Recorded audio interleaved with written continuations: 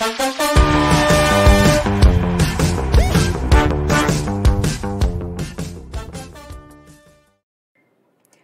to Live with Crabtree Coaching Collaborative, your compass for educational excellence.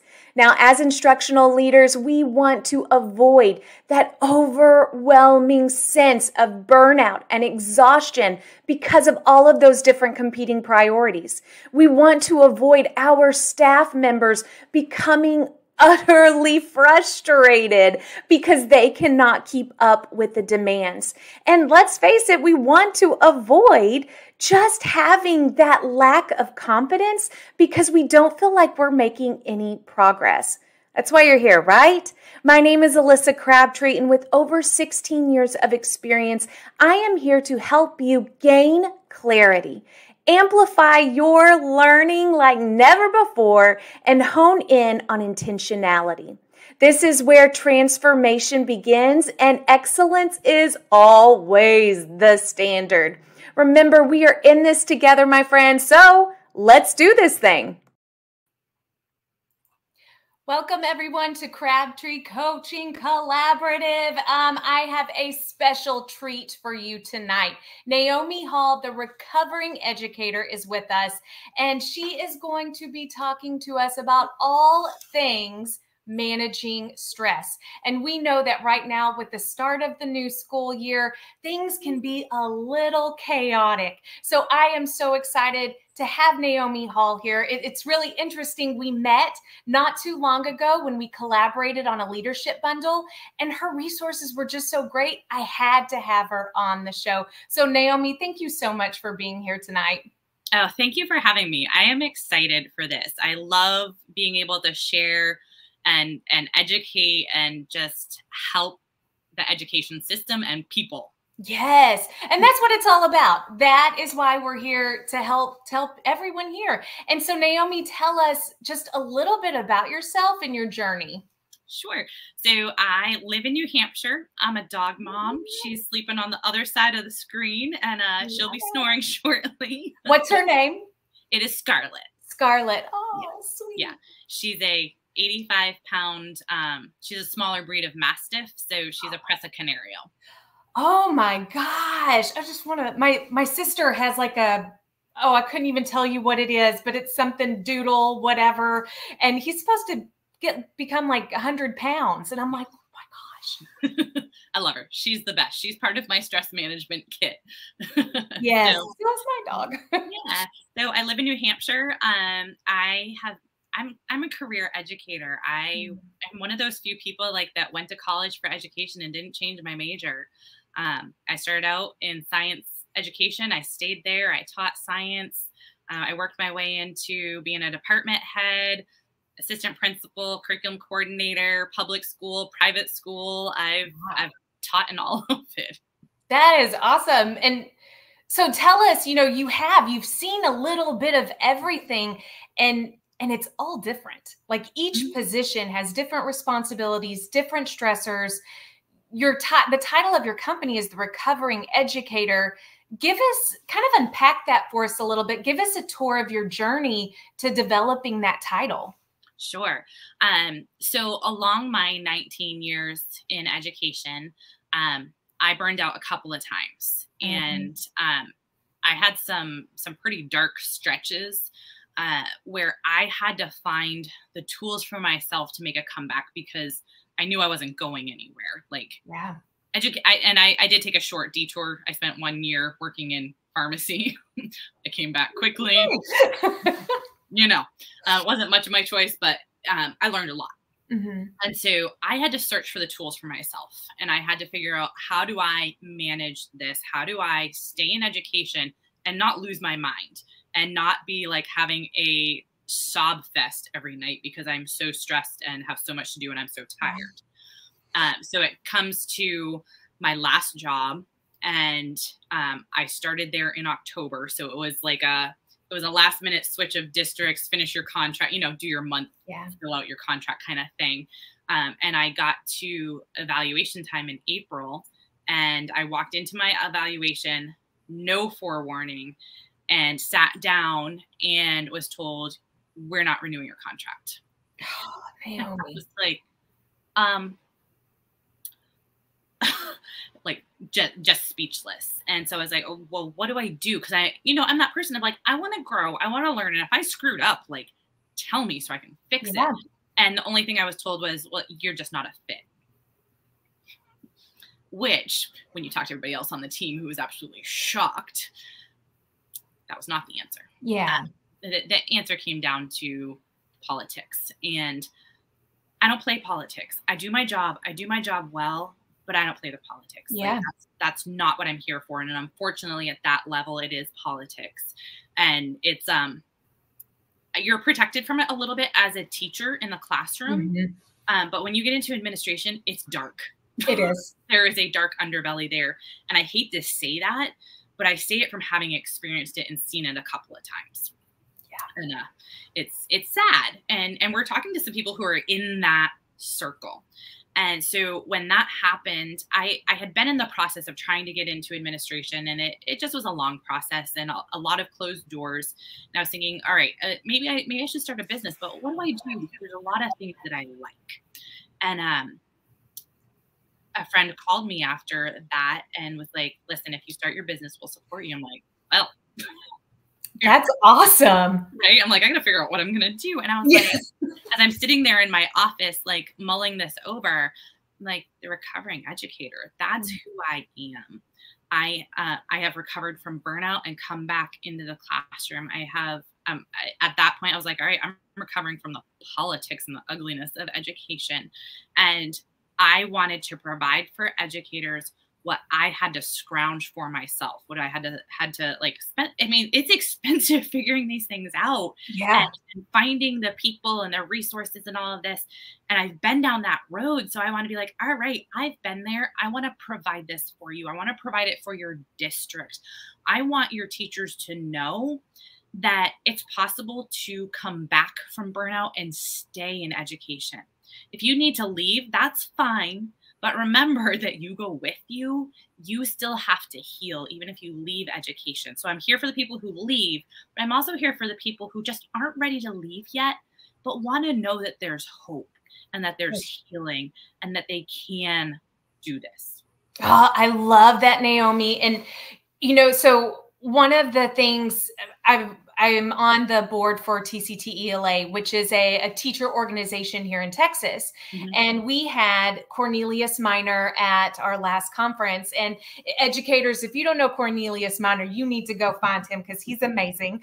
But he was talking about the relationship that we as educators have with burnout and recovery, but just sleeping for a whole week because you're so sleep deprived and exhausted is not a healthy coping mechanism, because then you're not addressing the true issue, which sometimes, a lot of times, is not self-created. It's all the outside factors, but finding ways to address it so that when you do get a chance to recover, you're not just sleeping the whole time, or like, oh my gosh, I need to sleep for 2 months before I ever, I've been that person. Oh yeah. And I've been the person who, oh my gosh, I just ended the school year. I'm going to sit here and not talk to anyone. And I'm just going to hole up in a room for a while. So let me tell you a story. I finished a school year. So this was it was probably spring of 2021. So super stressful year for me. It had nothing to do with COVID. Super stressful. I ended that school year and I was like, I don't want to see anybody. I don't want to talk to anybody. I literally did this. I went to an all-inclusive resort by myself. Ooh. But how healthy is that? Like, to me, that is where you're able to get clarity, block everything out, but then also can reflect and consider ways that you can get on a path to blocking out the noise. Yeah. Yeah. Oh, I love that. Which resort you go to? Where'd you go? It was Punta Cana. Oh yeah. It was my first time, and I was just like, people like, you aren't you bringing somebody with you? I was like, no. Nope. Doing it on my own. It was wonderful. It was wonderful. I love that. I love it. I've actually looked at Airbnbs just to go, even in the same town that I live, just to kind of get away for a hot second. Yep. Yep. So I have here, I'm going to read it from my screen over here. On your website, you have your mission, and your goal is, my goal has never been to leave education. It has been to help educators be their best and provide the support school districts forget to give you. Oh, that was beautiful. But I like, my follow-up question to that is, what does it take for educators to be at their best? And where do you believe school districts are missing the mark on taking care of their educators? So there's a lot to being at your best.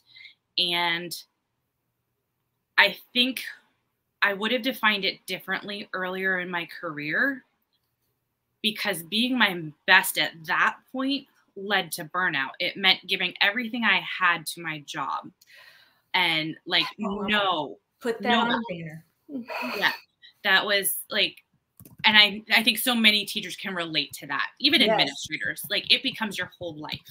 And that's not being your best, because like you said, like, you spend weeks recovering. Like, you get done with school and you sleep for 2 weeks. And then you're like, okay, I'm kind of human again. That's not being your best. Being your best involves all of your life. It means setting boundaries. It means being present when you're at work and being present when you're at home. Yes. And like, clearly setting boundaries. And what schools miss, this didn't bother me as much until I realized what was going on. And what made that clear for me was when did I become? So I started doing body, which is like, used to be beach body. So I started using that for fitness and nutrition in 2020, because my life was buku stress. And I had gained 25, 30 pounds. Been there, done that. Right. And I've done this a couple of times, like, stress, just like, I pack on the weight. So I finally came to the point of like, I can't do this on my own. And I finally reached out to the coach that had been talking to me and inviting me. And I'm so glad she never gave up on me. Yeah. So glad. So I started working on that. And when I lost the weight, and it wasn't even just the weight, it was how I felt. I felt confident again. I felt good again. I had my energy back, and I was still in the classroom at this point. Well, I was in the classroom plus multiple positions. So you can understand why I was at this point. Yeah. So when I started feeling good again, I said, all right, I want to give this back.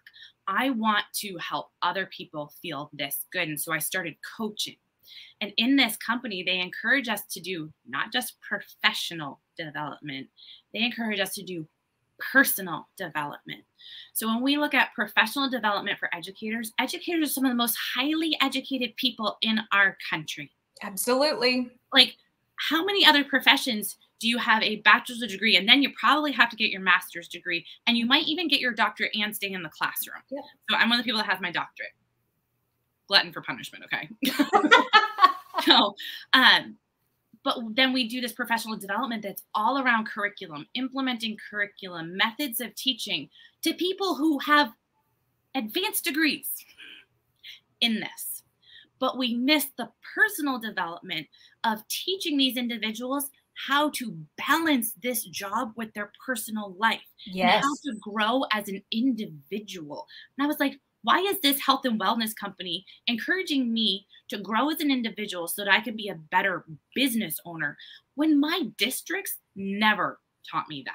Never encouraged me to become a better individual, a better person, learn how to grow as an individual. That's what districts are missing. And that's what I want to provide. Say, listen, your teachers, they need this. They need to be taught the habits of the foundational skills of stress management so that they stay, so that you can retain your teachers. And that's what we want, is teacher retention. Otherwise, we have to start from scratch every single year. And that adds on to the overwhelm. And I think it's very hypocritical for districts, state legislature, everyone coming out and talking about, you need to teach to the whole child. You need to, focus on social emotional learning, which I agree. Yes, we need to do the same for our teachers. because I think often there is an assumption that because we're adults, we already know all those things. Yeah, we don't. We don't, because one, we were not taught in school how to do any of that. It was pull yourself up by your bootstraps and just get on with it. Yeah. But now it is, hey, what are some coping mechanisms? What are some ways that we can, like you said, find that balance? It's so important. Mm-hmm. Yeah. And unfortunately, we have like really unhealthy coping mechanisms of like, I stay up late, I scroll, I go to alcohol, I go to these different things of, and I had to find my way through that to the healthy coping. For me, it was overwork. It was, staying up late to like put everything into my job. I dealt with health in the midst of all of this. Like I had a 17-year battle with chronic illness in the midst of my entire career. So like I was forced to face my health. Yeah. Like I had to figure out how to balance that. And like, I am a napper. Like I highly recommend naps, power naps. Like they are life. Right? Like even 20 minutes. A good power nap. Right.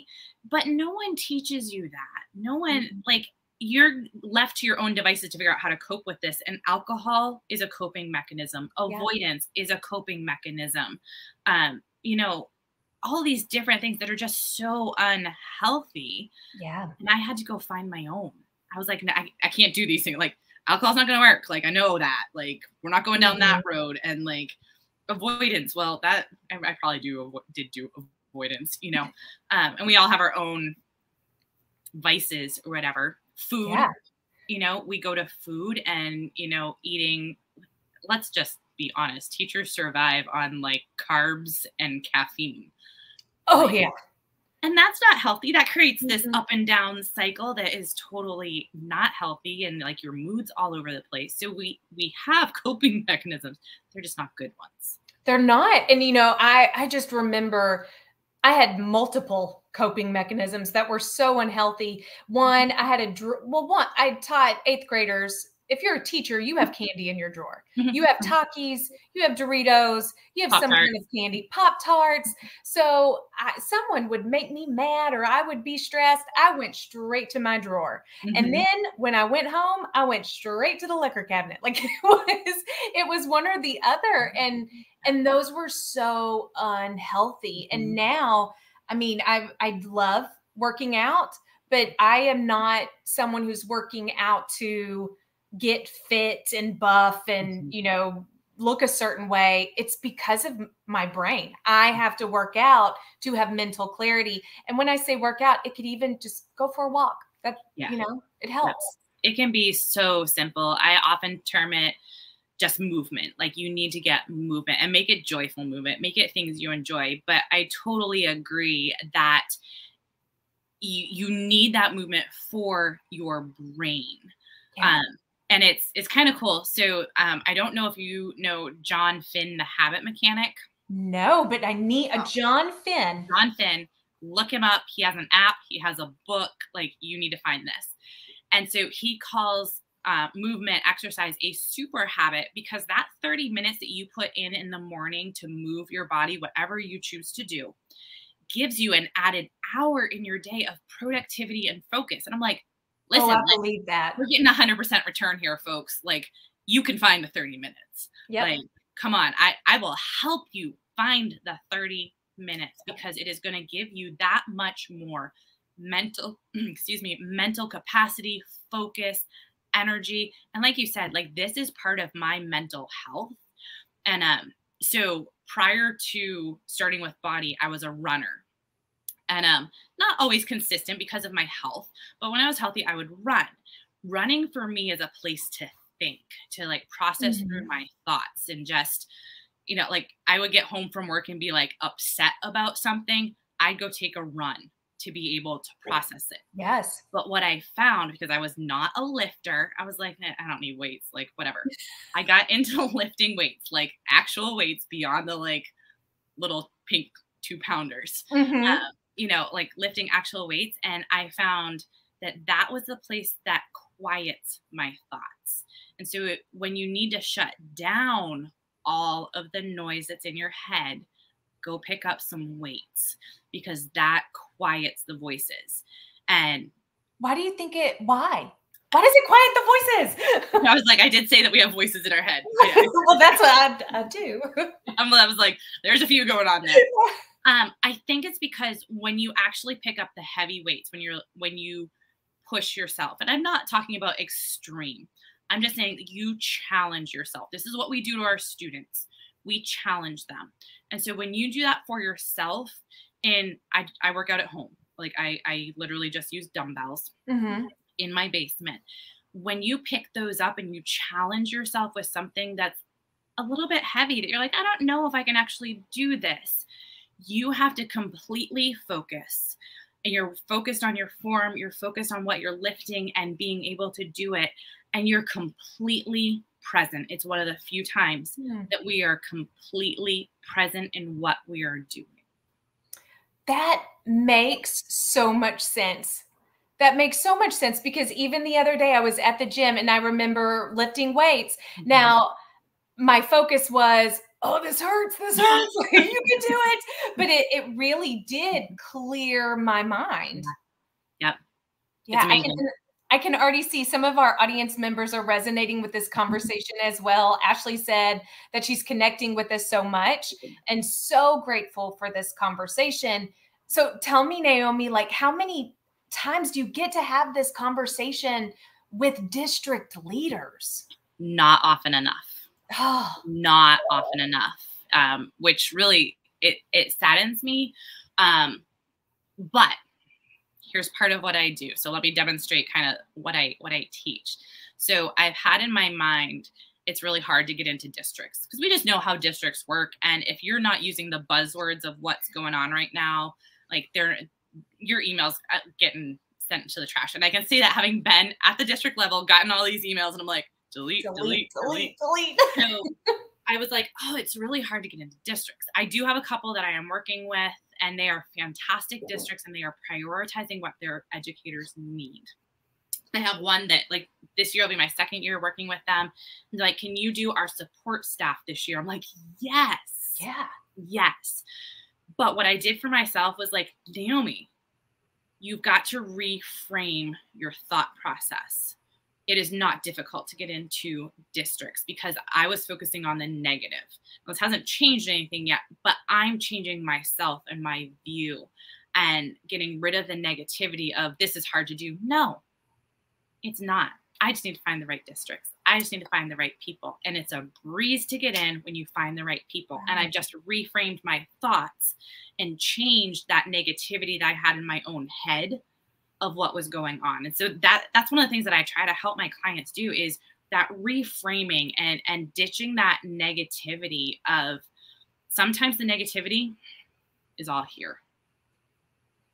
Naomi, you're calling me out on my bad habits. You're calling me out on all this other stuff. But yes, because I did that today. Actually, I was, in my position, I also reach out to districts and and I was just like, oh, I can't get a hold of them. No, I just haven't found the right ones yet. Yeah.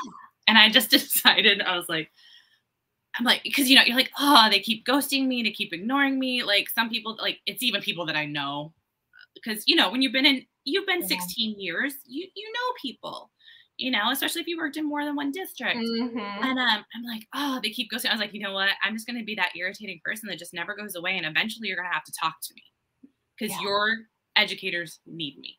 Yes. And that's the beauty of it. You know the need. And I know you and I were talking earlier about being the teacher that we needed when we were kids. We hear that quote quite often, but you are now providing the services that you needed and couldn't find anywhere. And you're now providing that. There's a writer, oh man, again, I'm going to butcher. So anyone in the audience, if you know who said this, and maybe it was Maya Angelou who said it, but talked about if you don't see yourself in a story, or if you're missing a story, write your own story. You write that story. And you're doing just that for teachers. Yeah, that's exactly it. Yeah. I want to be what I needed as an educator. Oh, I love that. As someone who was trying to recover. Mm-hmm. Oh, okay. So it's the start of the school year, and hopefully a lot of people are coming back refreshed. Mm-hmm. But what strategies would you provide to them now so that they can avoid that burnout later on? So I teach very basic things. Like, I don't teach anything earth shattering because, and I'll apply this because we're talking education. I'm going to apply this with an analogy to math. If our kids don't have the foundation of their math skills, their basic addition and subtraction, they're not going to be able to do multiplication, division, algebra, all of that. Absolutely. And we've seen those kids where we're trying to teach them algebra, but yet they can't do long division. And so we've got to go all the way back to long division with them. We've got to have the foundation. Stress management is the same way. You have got to have a solid foundation of habits that allow you to apply stress management techniques. So a lot of people are like, I've tried it all. It doesn't work. You're right. It doesn't, because you don't have a solid foundation and you haven't been taught the habits. You haven't formed the habits that are necessary to manage your stress. So a one-time, and this is what a lot of districts try to do, is just like a one-time thing of like, here you go, here's a nice, let's bring Naomi in once and you'll all be fine.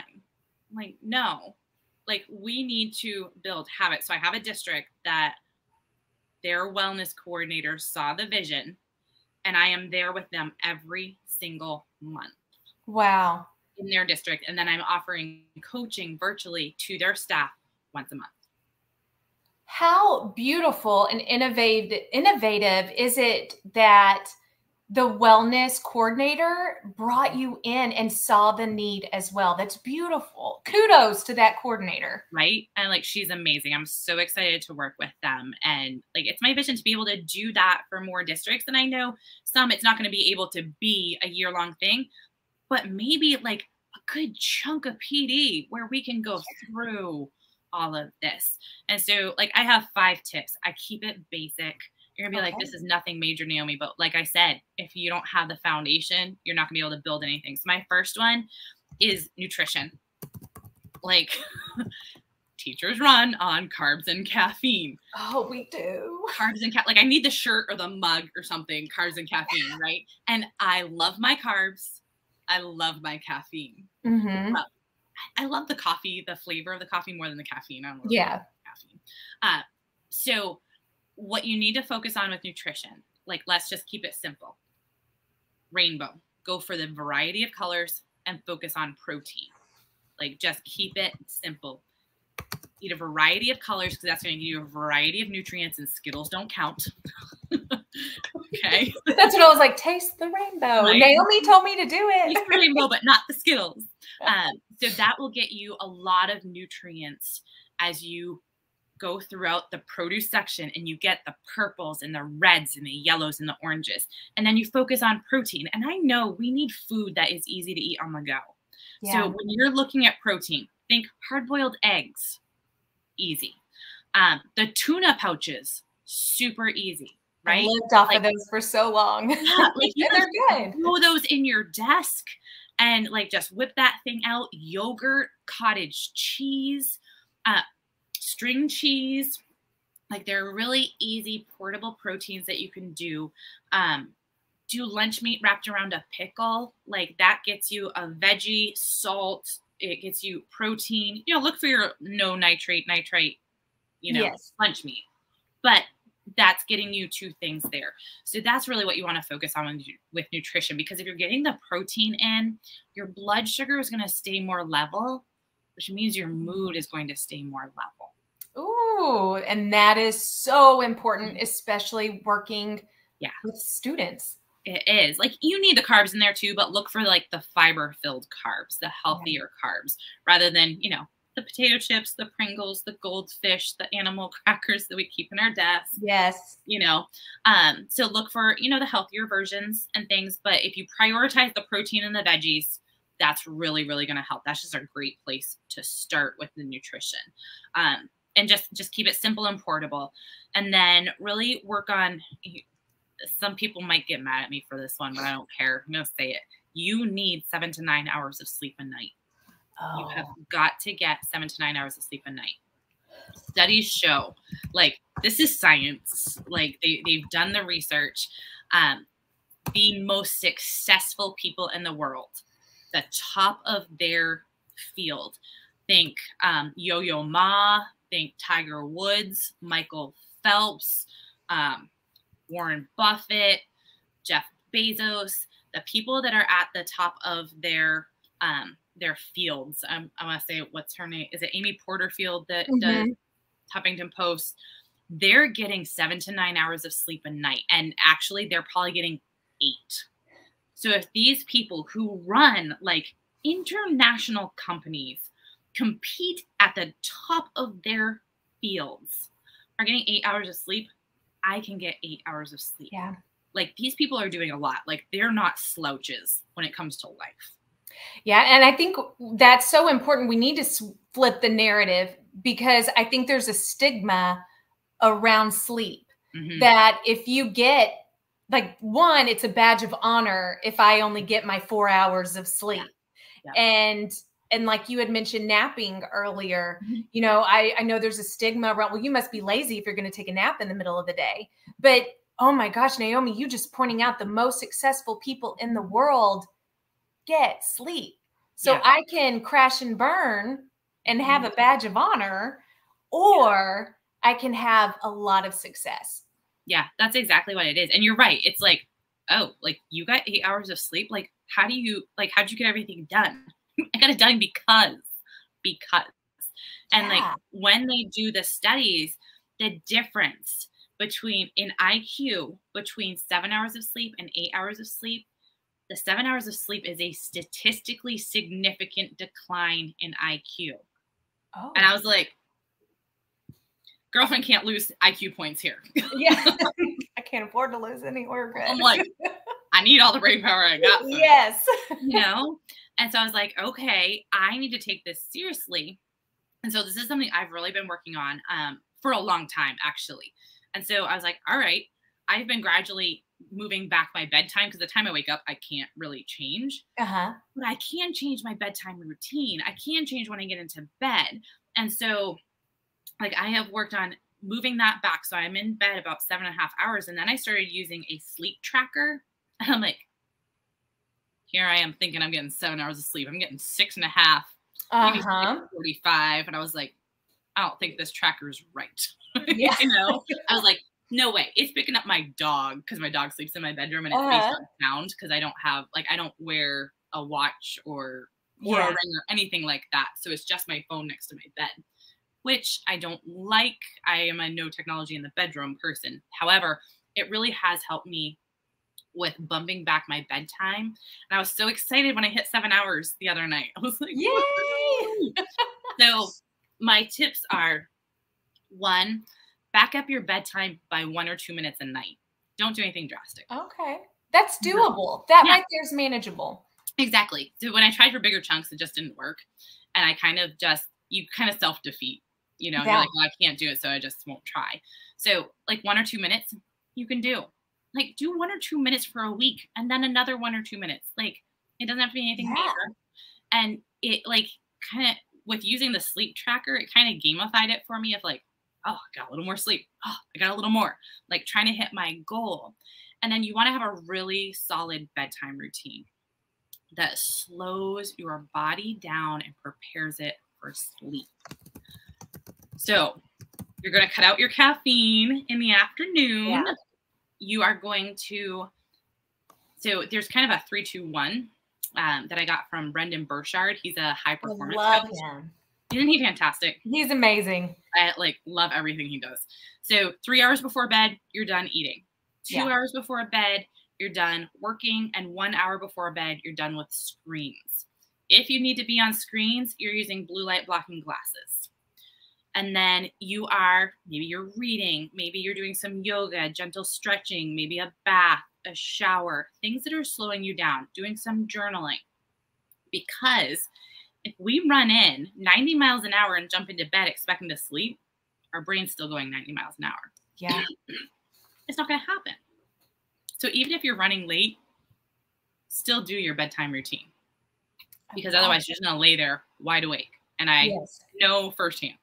Yes. Unless you're my husband, he lays down and he is out, and it takes me forever to wind down. Yeah. So work on your bedtime routine. Okay. Bedtime routine should lead to morning routine. Okay. And it should set you up for a nice, smooth morning. I apologize. Either cold or allergies today. So you want to set yourself up for a really good morning. Set out everything for breakfast that doesn't need to be refrigerated. Pack everything for lunches that doesn't need to be refrigerated. Have it all lined up in the refrigerator, ready to grab. Have your clothes laid out. So I practice martial arts. So that means in the evenings, I need another outfit. So literally every night I lay out my workout clothes for the morning and I lay them next to my bed. So I have to step on them when I get out of bed. That was how I started developing my routine of a morning workout, was I had to step on my workout clothes when I got up. So I still do it. Mel Robbins talks about that. She talks about just putting them right there. So you have to do it. Exactly. You take away your own excuses. And then I set out my clothes for the morning. And then I set out what I need for martial arts in the evening. All those decisions are done. They're all taken care of. Work bags packed, set by the door. So everything that you can do ahead of time, do that as part of your bedtime routine. And then just work on that 1 or 2 minutes a night backing up. Because a lot of people will tell me, oh, I do fine on 4 hours of sleep a night. I'm like, you do fine. You are not doing well. Yeah. You are not doing as well as you could be. Like you are surviving. Yes. And that's so, like, you're doing fine. You're not doing well, and you're not thriving like you could be. And so often we see people come into their place of work, no matter your profession, and they're a little disheveled, and then their whole day is off track. And my poppy, so forgive what I say. And I'm sure you've heard this phrase too. My poppy used to always say, preparation. Oh gosh, what was it? Preparation prevents piss poor performance. And preparation prevents piss poor performance. And that is so true, but it also prevents stress. And having, like you said, having those things ready to just grab out of the refrigerator, have your kids' clothes laid out, your clothes laid out. I mean, my daughter knows, she's 7. She fixes her own clothes, but she got to have them picked out the night before because I'm not battling in the morning.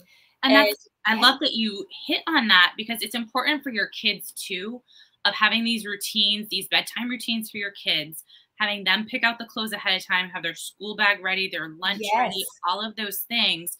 And we often think of it for our kids because we don't want to have them battle, but we need to do it for us too. It makes my life easier. Yeah. And it gives me mental clarity. Yeah, absolutely. Okay. So you talked about, I want to make sure that I'm not missing anything. You've talked about nutrition, getting 7 to 9 hours of sleep a night with a solid nighttime routine, having a morning routine. What else? So the next one is movement.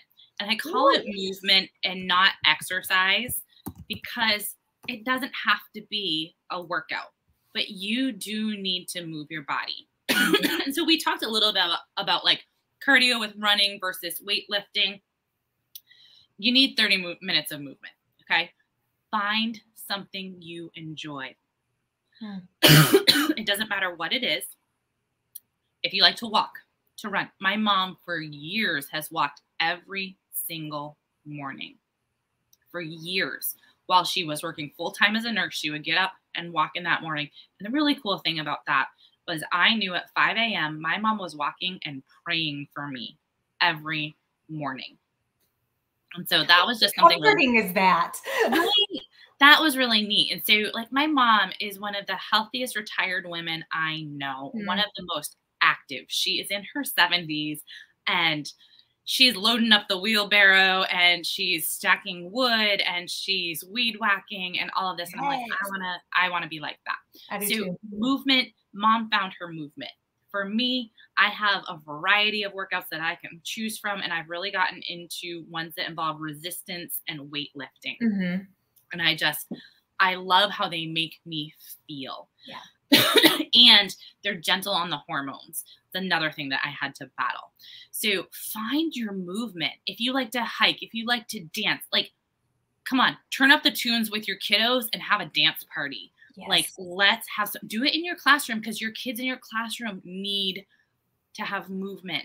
And we can use music to boost the mood in our classroom or to settle the mood in our classroom. Yes. You know, so put the tunes on in the classroom. Have your favorite playlist for picking your kids up on a Monday morning and settling them down on a Friday afternoon when you need to like scrape them off the ceiling. Yeah. So find your favorite movement. I don't care what it is. Like, I picked up martial arts after I finished my doctorate because I was like, good grief, I got to move my body again. And like, all this typing, I'm done. Yes, like life after doctorate, like it was on my list, literally.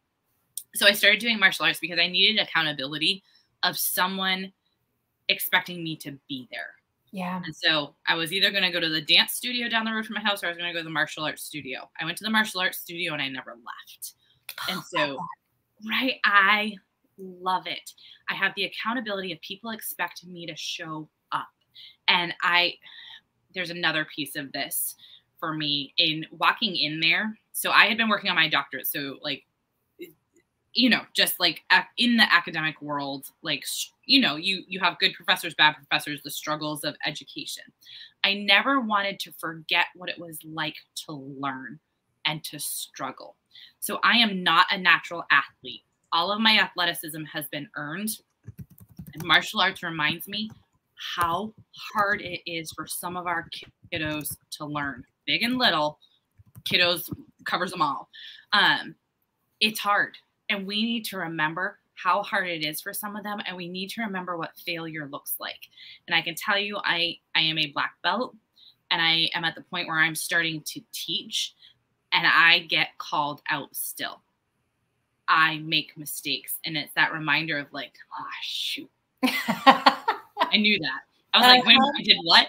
Like, it's happened to me 2 classes in a row. I was like, I did what? Like, oh, I know better. I know better, you know? So for me, that there was a lot of pieces of me getting into martial arts, but choose the movement that you love. I love martial arts. I love lifting weights. I do love running. I go through phases with running. I go back and forth with that. So just find movement that you love and do 30 minutes of it. And then throughout your day, every hour, you need to get up and move your body. If you haven't a smartwatch, is probably telling you, listen to it. Yes. Listen to it. Get up and move. Do some stretches. Involve your kids. Get them up and stretching. Do some yoga poses, some stretches. Have them do some squats with you. Have them do some push-ups with you. Like, get creative with it, but you all need to move. If you are not in the classroom and you're in an office, get up and walk the hallways. Yes. Like, go, and you don't have to walk into every classroom. Like, this is your being visible time. Yeah. Like, if you don't have time for people to catch you, walk the less traveled hallways. That's fine, but get up and move and walk through the hallways and be seen. It makes you personable with your staff. Yes. Like, you have got to get out of your office. So don't just get up and do some squats in your office. Like, maybe a couple of times get up and do squats or jumping jacks in your office. The other times, get out and walk. Mm-hmm. Visibility is just going to make your culture even stronger. Mm-hmm. But you're so right. And I remember on Fridays, my coworkers and I would always go to the district office to work on PDs and stuff. The other days of the week, we're on campuses and we're moving around. But on Fridays, when we created, I remember at first being so exhausted by the end of the day. And I started setting my timer for 45 minutes. And I would make my boss and my other 2 counterparts, I'm like, we're walking the building. And so we would walk the building for 5 minutes, then come back. But our PDs were stronger. Our minds were more clear, and we actually did not leave as exhausted. We were more productive, and we didn't crash at 3 o'clock. Exactly. It's so important for productivity and clarity. Even just standing up and doing some breathing exercises just to clear your mind and like adjust so I mentioned John Finn earlier, he calls it activation, your activation level. You hit that like 1:30, 2 o'clock, and your activation level is like sinking, yes. but you still have like another hour or more to go and you need your activation up here.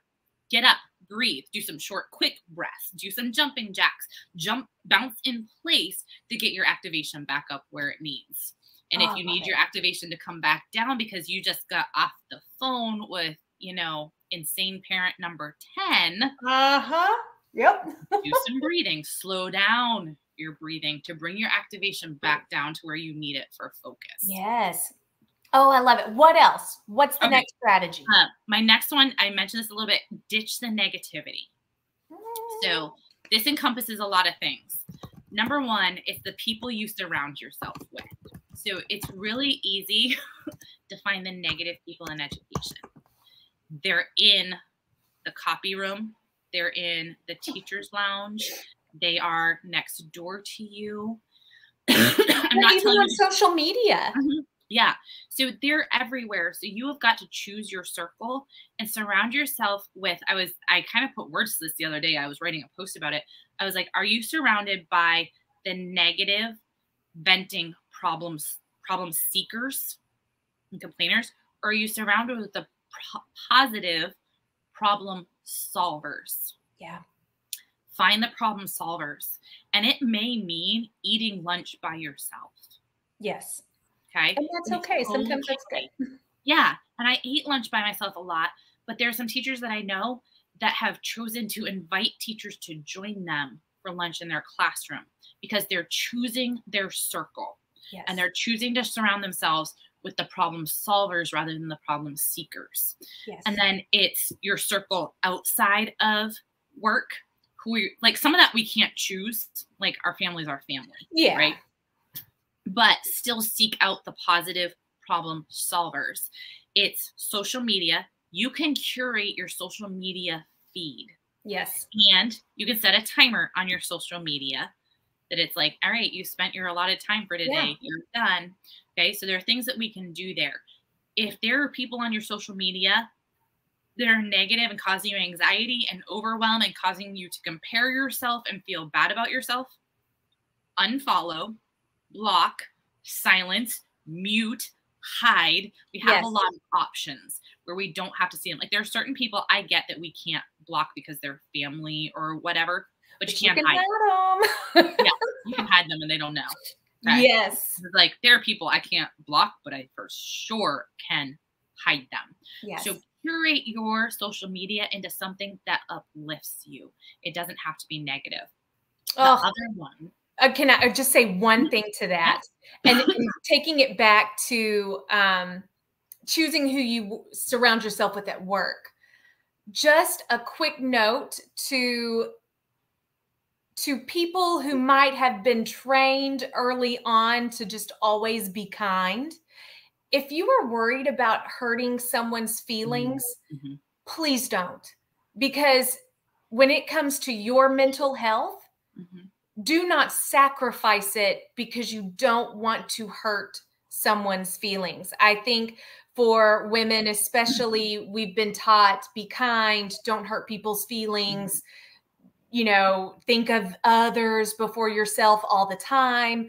And I remember not wanting to offend people or make them, feel bad, but they were making me feel bad. So you have to stand up for yourself and put yourself first. It's not selfish. It's taking care of you so you can take care of others. Yeah. And you can phrase it, hey, you know what? I am really working on like being more positive. Can you work on this with me? This is just something that I really need to do. Yeah. And just put it in that phrasing. And it doesn't point out. It doesn't accuse. It says, this is what I'm working on. Would you help me with it? Yes. So yeah, that's a great way to go about it. And a very good point. My other one on negativity is the news. We know if it bleeds, it leads. We know it's all negative. So I learned this from, I think, Jordan Rayner. He wrote a book, Redeeming Your Time. And he doesn't watch the news, doesn't listen to the news, doesn't read the news. And I was like, can I do this? I do this now. And you know what? I still knew when the Queen of England died. I still knew about the coronation. Like, people will tell you when something big happens. And it's kind of funny because someone asked me the other day, like, so what do you think about the fires in Hawaii? I was like, I have no clue. Fill me in. You know, I don't know what's happening. So, but I don't need that negativity in my life. So, like, I used to listen to all kinds of, like, I still listen to all kinds of podcasts, but I have like cleaned out my list of podcasts. There are no political podcasts in there. There are no news podcasts. I don't need it. And if I need to know, someone will tell me, because everybody else in my life follows the news. They definitely will. Yeah. No, I love that. What else do you have? Is there, I think there's one more, isn't there? One more. Yeah. So my final one is boundaries. Oh, yes. And then this goes along with the kindness that you talked about. A lot of us have been raised to be kind. Yeah. Boundaries, when communicated, are kind, because it lets people know where your boundary is. So I have some suggestions on boundaries. You do have to communicate them. Okay. You got to let people know where they are. Because if they bounce up against your boundary and you lose it on them, that is not kind, because they didn't know that was your boundary. Okay? Yes.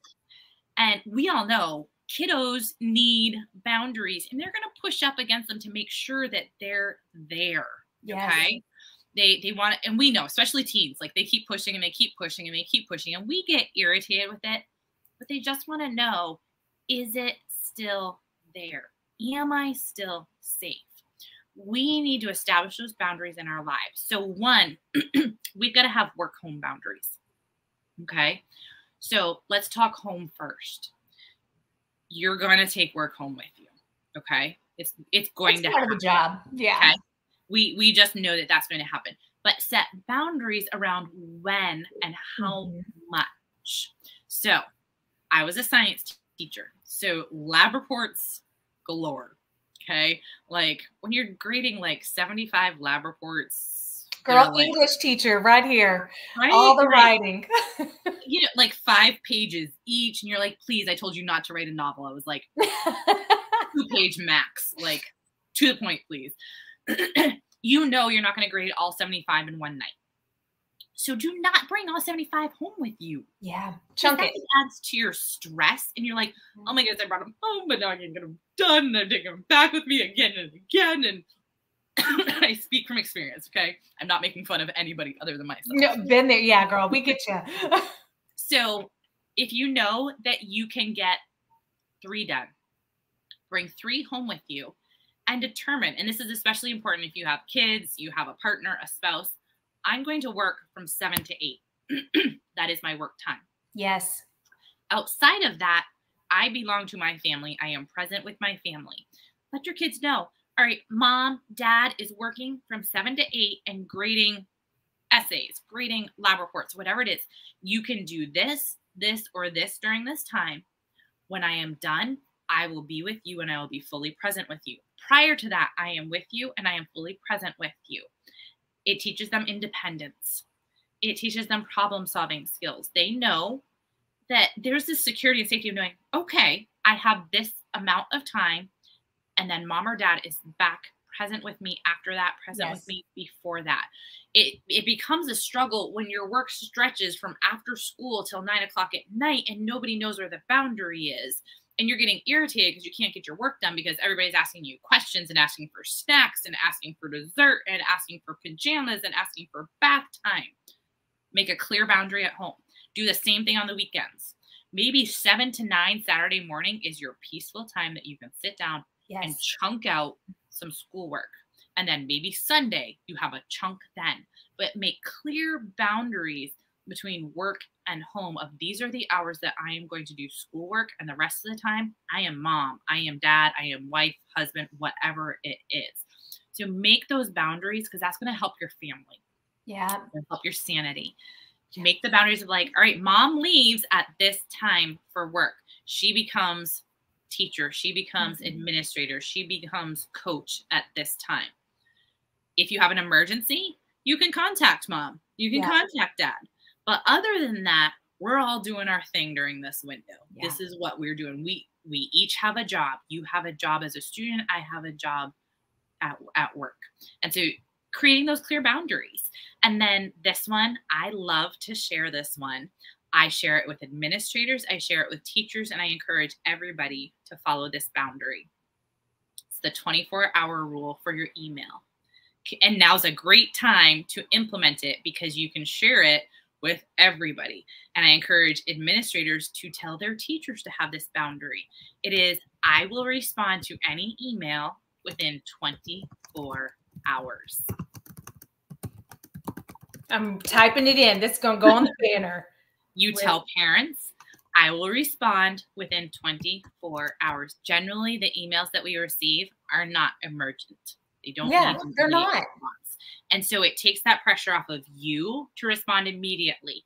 It takes the pressure off the parent to respond immediately and set boundaries around where you will communicate with parents.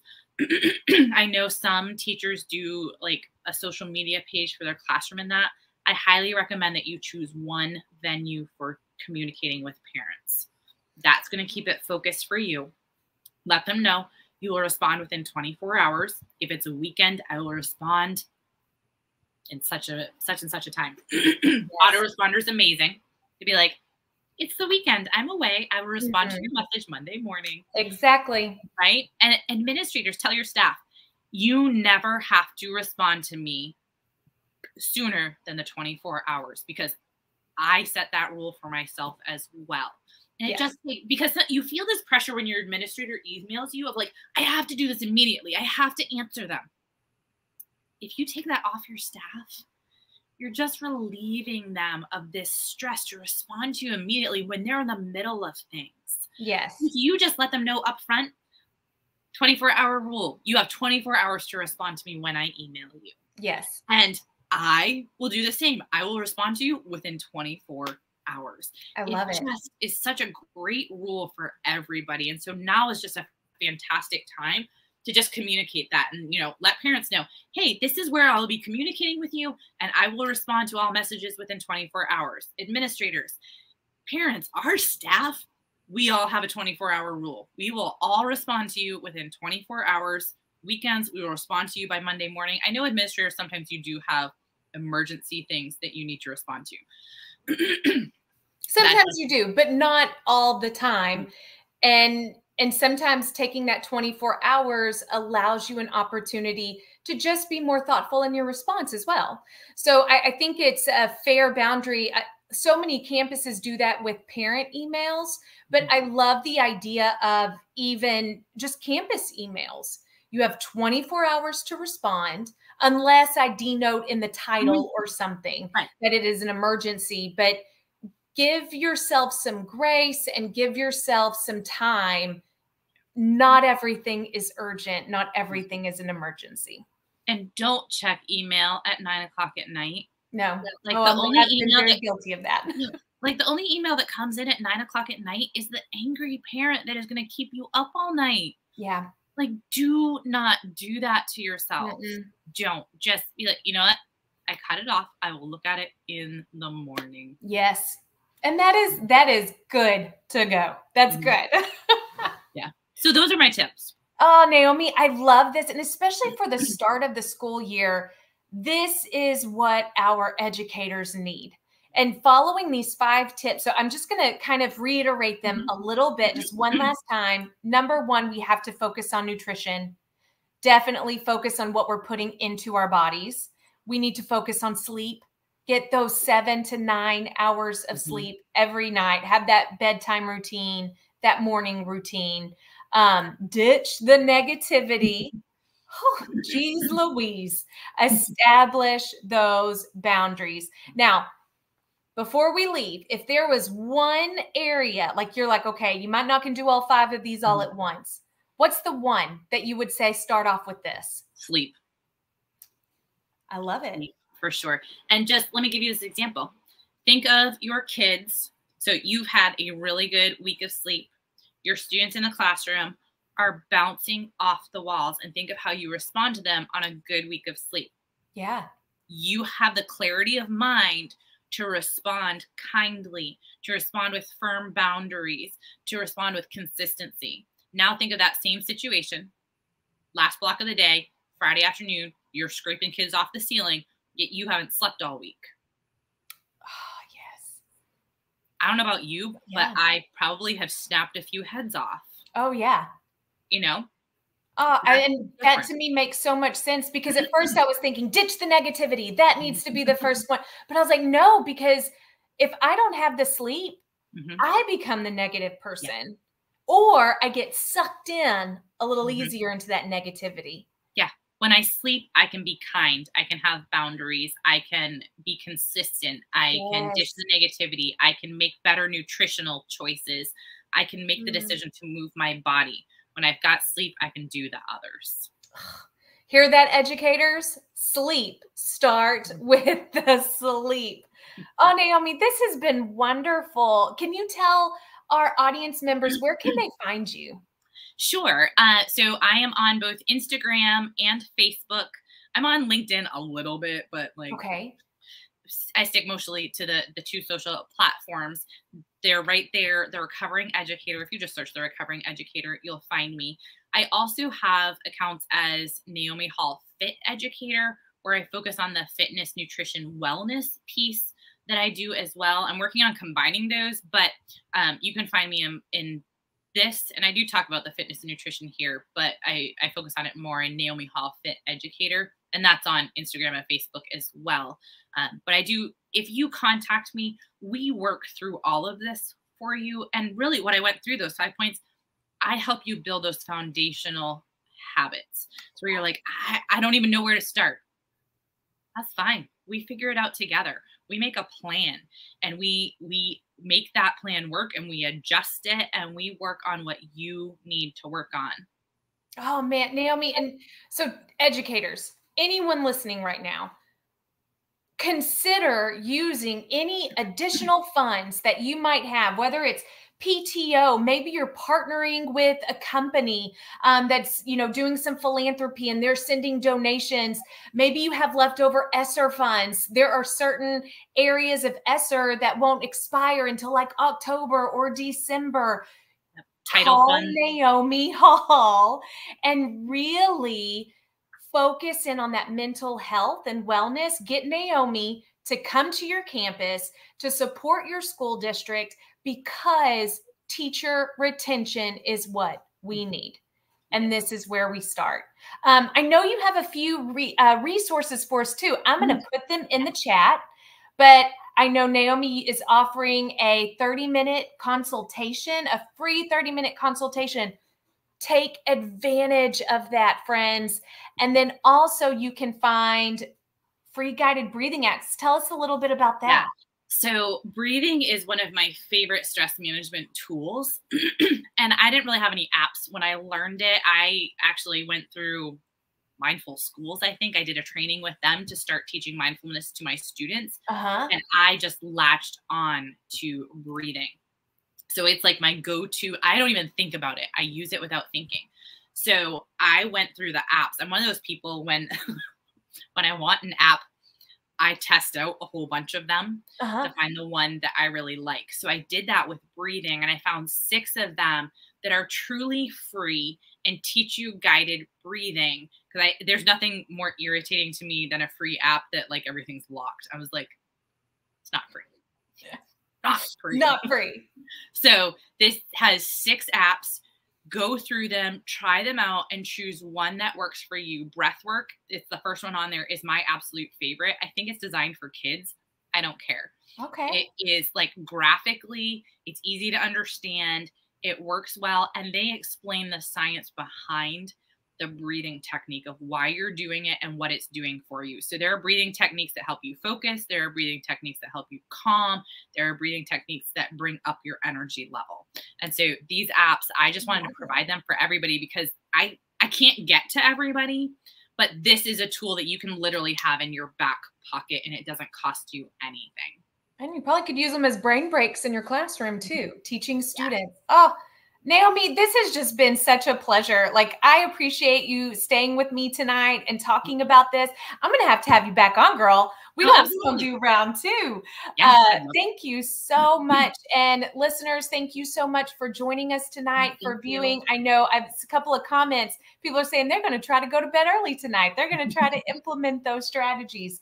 So thank you so much, Naomi. And we hope y'all have a fabulous beginning of school year, educators. Take care of yourself.